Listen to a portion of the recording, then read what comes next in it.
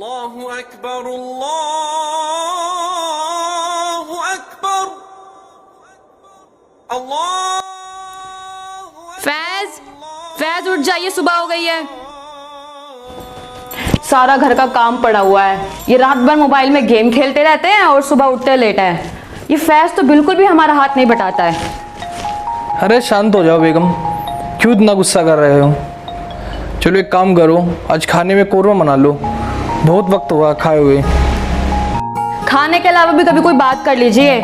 एक आपके अब्बू की शायरी और एक आप। हमने तो गलत ही निकाह कर लिया आपसे।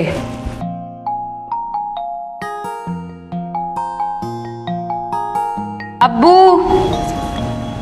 अब्बू, लगता है फिर से सुबह सुबह चले गए अपनी शायरी के लिए।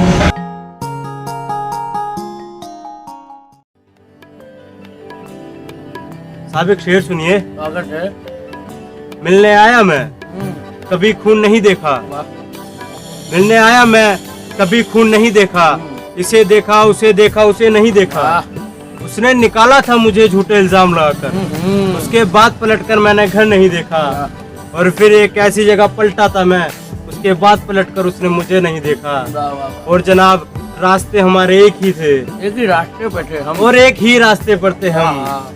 जान का खतरा इतना था जनाब, हमने एक दूसरे को नहीं देखा। क्या बात जियो जियो जियो। यहाँ एक गजल सुने कि क्या होती है ठोकरे काफिर से पूछ, किसे कहते हैं थकन मुसाफिर से पूछ, और जिसे धंधा समझकर सबको ही करने लगे, कितने साल मांगती है गजल शायर से पूछ। कब तक के इन अल्फाजों से खुद को धोखा दोगे? क्या ये अल्फाज कुछ बदल पाएंगे? खालिद मियाँ, ये अल्फाजों का ही तो कफन है जिसने मरे हुए जज्बातों को छुपा रखा है, वरना हम आदमी तो कब के खराब हो चुके हैं। कुछ ही पल तो बचे हैं मियाँ आपके पास, कम से कम इनको तो चैन से जी लो। खालिद मियाँ, जिंदगी का कर्ज तो हम अपने बेगम के साथ ही उतार चुके हैं, ये तो बचा कुचा ब्याज है जो उतार रहे हैं। अरे मियाँ तुमसे तो बात ही करना बेकार है, फिर भी रोना आ जाते हो।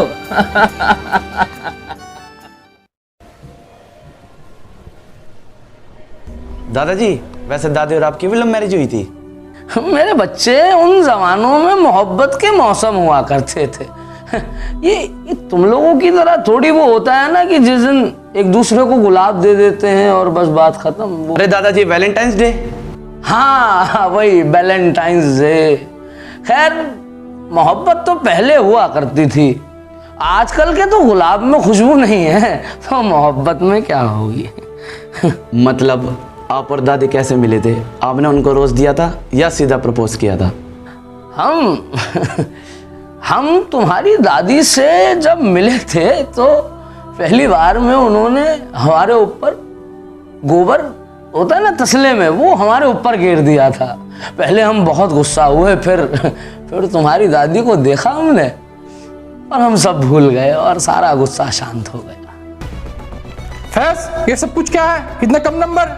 आपको पता है आपके लिए हम दिन रात कितनी मेहनत करते हैं। जरा आराम से कमाल, वो भी छोटा है, उसको ऐसे डांटोगे तो और बिगड़ जाएगा। उसको प्यार से समझाओ, बच्चा है, समझ जाएगा, थोड़ा आराम से। मगर ये सब आपकी वजह से हुआ है। ये जो पूरे दिन इनको फालतू की शायरियां सुना के भटकाते हैं ना, ये आज उसी का नतीजा है। ये अल्लाह ना करे कल को ये आप जैसे बेकार शायर बन गए ना, हम तो कहीं के नहीं रहेंगे। आप रेशमा, आपको जो बोलना है, जो कहना है हमें कह लीजिए, मगर ये शायरी पे दाग ना लगाइए। अरे बड़े बड़े लोगों की जवानी बीत गई शायरी में, और सबसे मीठी भाषा है ये। और आप जानते क्या है शायरी के बारे में? अल्लाह के लिए हमें और हमारे बच्चों को बख्श दीजिए।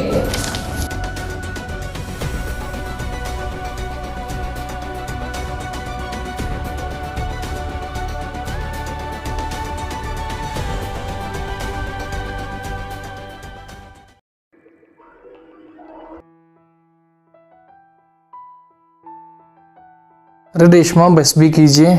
आप तो चुप ही रहिए। हम नहीं चाहते हमारा फैज बड़ा हो के आपकी तरह क्लर्क बने। हमने बहुत से सपने देखे हैं, आप तो पूरा कर नहीं पाए, तो शायद हमारा फैज पूरा कर दे।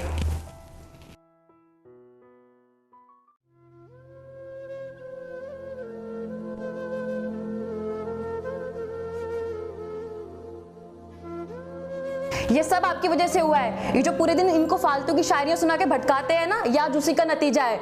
ये अल्लाह ना करे कल को ये आप जैसे बेकार शायर बन गए ना, हम तो कहीं के नहीं रहेंगे।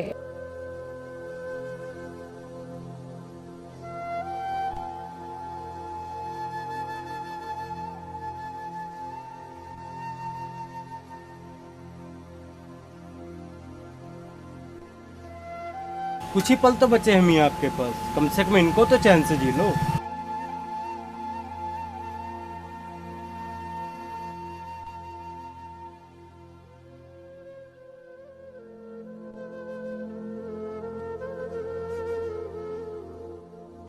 अम्मी, अब्बू, दादाजी अपने कमरे में नहीं है। इस बुड्ढे ने सच में नाक में दम कर रखा है। पता नहीं कहाँ चला गया सुबह सुबह शायरियों के लिए। सच में परेशान करके रख दिया है।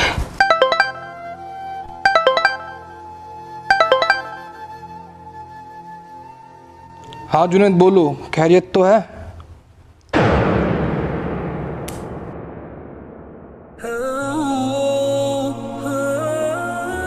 हे अल्लाह, इस बुड्ढे ने सच में नाक में दम करके रख रखा है। तब इससे बात करो, वालिद है हमारी।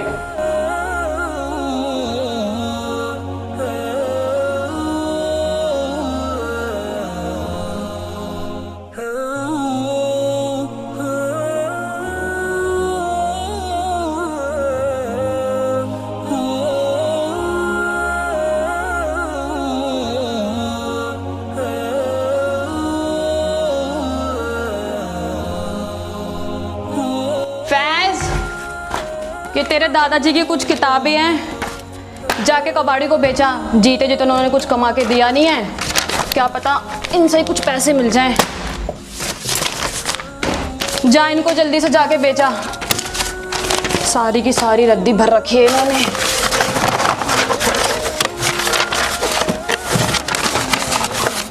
इतनी सारी।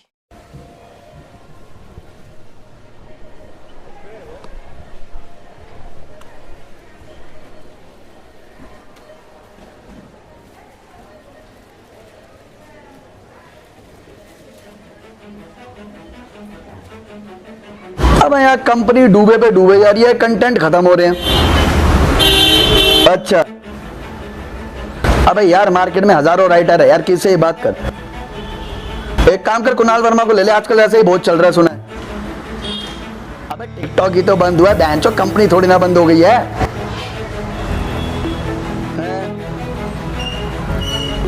ठीक है रुक, मैं बात करता हूँ। अरे रुक तो जा, भगवान आए हैं ऑफिस में। आओ भाई आओ। कहाँ थे? नहीं मुझे बता देते, मैं सैलरी कर भिजवा देता। ऑफिस ही क्यों आए यार? Sorry sir. 1 महीने में 15-15 लीव। अबे एक साथ डेट पर जाते हो क्या? नहीं सर, नॉर्मल है हम लोग। अबे सारे एम्प्लॉइज के कंटेंट आगे, तुम्हारे कहाँ हैं? कमाल है यार, ऐसे काम चलता है क्या? सिर्फ 1 महीना, 1 महीना यानी कि 30 दिन। कहीं से लाओगे? आसमान खोदो, धरती खोदो, मुझे नहीं पता। बस अब गेट आउट। हाँ अरे यार तू उससे बात करा यार, मेरी बात करा, कॉन्फ्रेंस पे ले यार। है जो एक किस बात के 1 करोड़? हाँ जी जानी भाई, क्या हाल है? अच्छा अरे मैं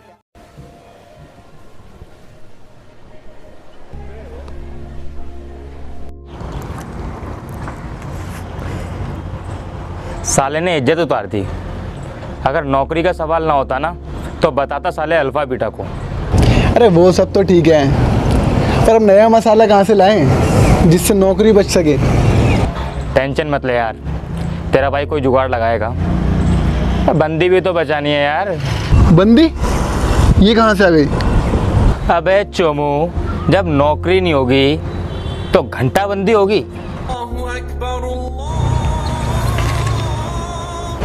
क्या हुआ बे? सिगरेट की फेंक दी? वो अजान हो रही है ना, इसलिए अच्छा नहीं लगता। तू क्या सोचता है, अल्लाह सिर्फ अजान के वक्त ही जागता है? तू छोड़ ना यार। तू छोड़ दे यार।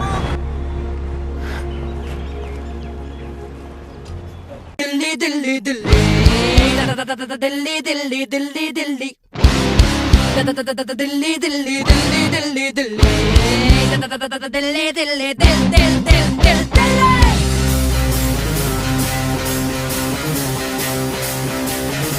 Here we go, here we go, here we go now. काट कलेजा दिल्ली मेरा काट कलेजा दिल्ली ले गई काट कलेजा दिल्ली मुझे दिल्ली ले गई मेरा काट कलेजा दिल्ली मेरा काट कलेजा दिल्ली ले गई काट कलेजा दिल्ली मुझे दिल्ली ले गई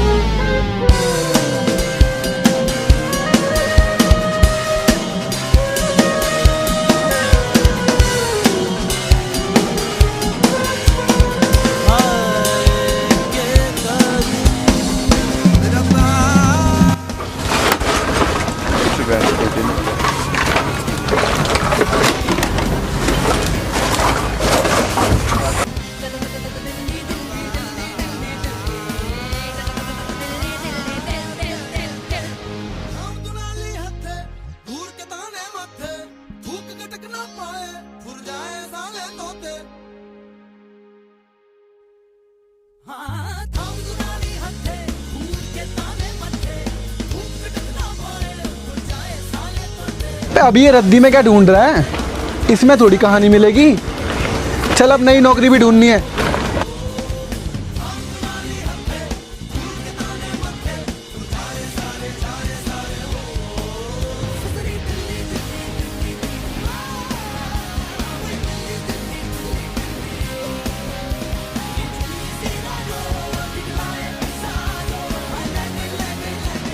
मिल गया नौकरी, और वो भी इस कबाड़ी की दुकान पे।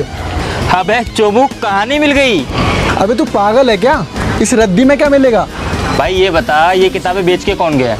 पता नहीं भाई, यहाँ तो हजारों लोग रद्दी बेचने आते हैं। अब मैं किसी का आईडी कार्ड या वोटर आईडी कार्ड लेके थोड़ी बैठा हूँ यहाँ पे। भाई थोड़ा दिमाग लगा के सोच, कुछ तो पता होगा ना किताबें बेच के कौन गया। भाई तराजू की कसम मुझे नहीं पता ये कौन दे के गया। अगर मुझे पता होता तो मैं तुझे वैसे ही बता देता। अच्छा चल सारी बात छोड़, मुझे ये बता कि ये डायरी कितने की देगा मुझे?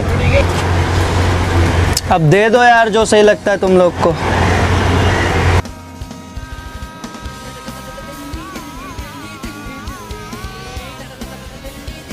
बाजी भी बंदे। अबे ये तो मेरे से भी बड़े कबाड़ी निकले। रद्दी के बदले रद्दी ले गए ये तो। जीवी है यार। मैं ये कह रहा था, इस शायरी को ना हमारे शो में लेकर आते हैं, शायर को कहीं से ढूंढो यार। ये बंदा तो आग लगा देगा यार कसम से। इससे तो कंटेंट और कंपनी रात रात उठ जाएंगे बैंड की। कुणाल भाई जी बात करता हूँ ना।